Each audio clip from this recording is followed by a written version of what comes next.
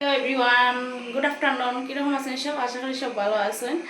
তো গাইস, আজকে দুপুরে কে কিতে রান্না করা কমেন্ট করবা। তো আমি কিতে রান্না করাম চলেন আপনার সঙ্গে শেয়ার করি। আর আমার ভিডিও এত এত ভালোবাসা দেওয়া লাগে সবরে অসংখ্য ধন্যবাদ।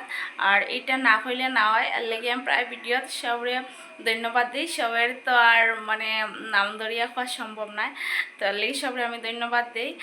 তো গাইস, আমার ভিডিও দিকে যদি একটু ভালো লাগে তো লাইক কমেন্ট করবা। সো চলেন আজকে কিতা খানি মানে কিতা না তো আপনার সঙ্গে শেয়ার করি। আর আপনারা কিতা রান্না করা দুপুরে এটা কমেন্টে কইবা। গাইস, আজকে দেখুন কিতা কিতা রান্না কর।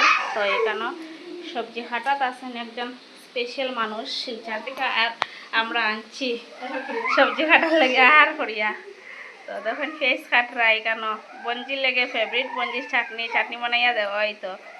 আর মাসে হলাইলে বঞ্জি কিতা খাইতো কিতা না তো চিন্তা থাকে, তো তাই চাটনি বানাইয়া দিত, তাই জানে তাই বঞ্জি বলা হয়।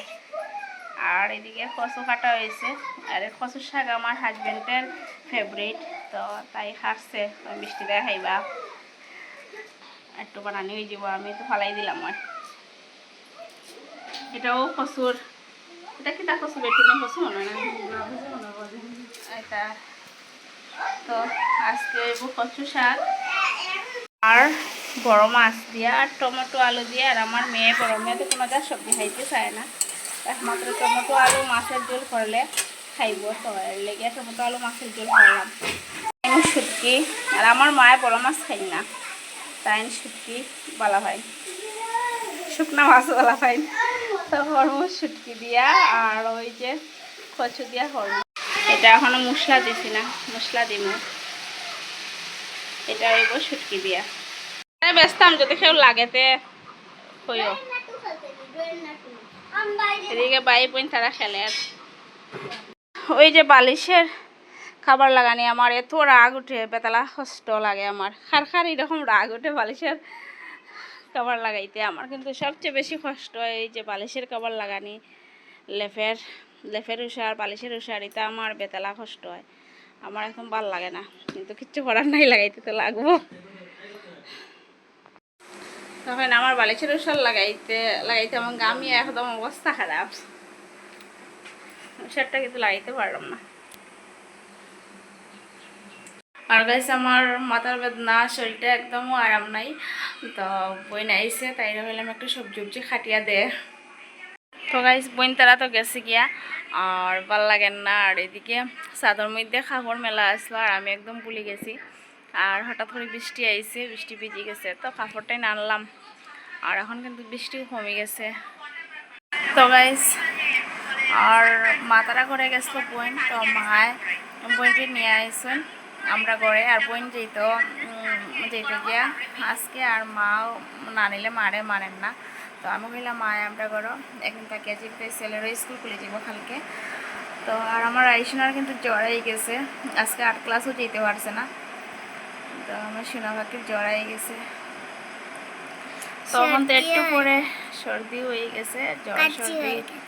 আর একটু পরে তো সন্ধ্যা হয়ে যাব, তো একটু পরে তো সন্ধ্যা হয়ে যাব, কই একটু রেস্ট করি।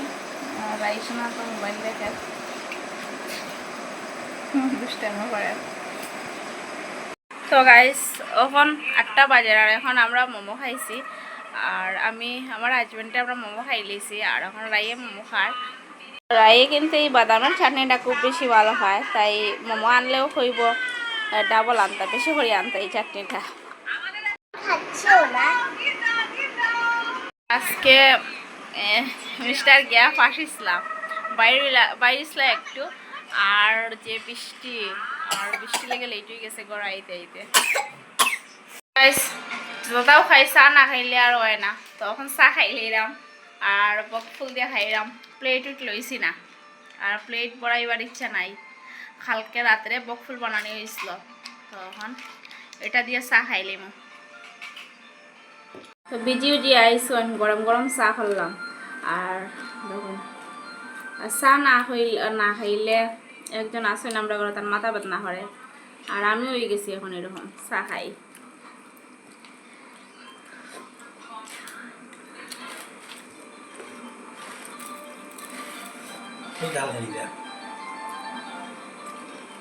জাল এটা তো গাইস আমি এমনি সুন্দর ঠিক আছে নর্মালি কথা হয় কিন্তু ভিডিও বানাইলে আমার টুকলা নিয়ে যায়